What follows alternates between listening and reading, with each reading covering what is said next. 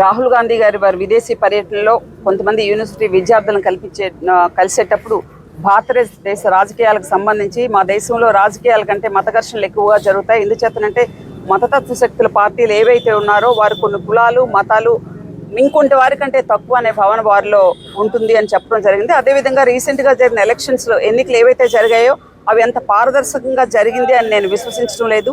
పారదర్శకంగా కానీ జరుగున్నట్లయితే 240 సీట్స్ భాజపాకు రావు అన్నది ఆయన విశ్వాసాన్ని వెల్లడించడం జరిగింది. దీనిపైన దేశవ్యాప్తంగా ఉన్న భాజపా లీడర్స్ కానీ శివసేన ఎమ్మెల్యే మహారాష్ట్రకు సంబంధించి శివసేన ఎమ్మెల్యే సంజయ్ గట్వాల్ ఎవరైతే రాహుల్ గాంధీ గారి నాలుకను కట్ చేసి తీసుకొచ్చిన తనకు బహుమతిగా ఇస్తారో వారికి 11 లక్షల రూపాయలు రివార్డు ఇస్తామని జరగడం జరిగింది. అదేవిధంగా ఢిల్లీకి చెందిన ఒక బీజేపీ అగ్రనేత త్రివేంద్ర సింగ్ అన్న ఒక ఆయన నీ నాన్నమ్మగా పట్టే గతి నీకు కూడా పడుతుంది అని వ్యాఖ్యానించడం వారు జరిగింది. మన జిల్లాలో ఎప్పుడూ లేని విధంగా రాహుల్ గాంధీ గారి చిత్రపటం పైన కాలుతో తొక్కటం జరిగింది.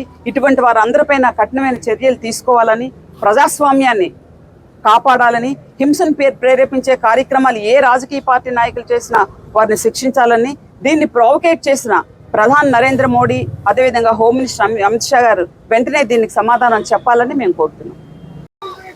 Down, down BJP. Down, down BJP. Down, down BJP. Down, down BJP. Down, down BJP.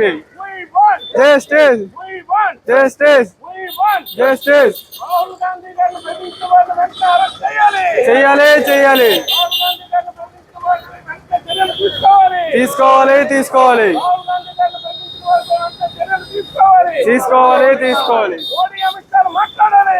మాట్లాడాలి మాట్లాడాలి.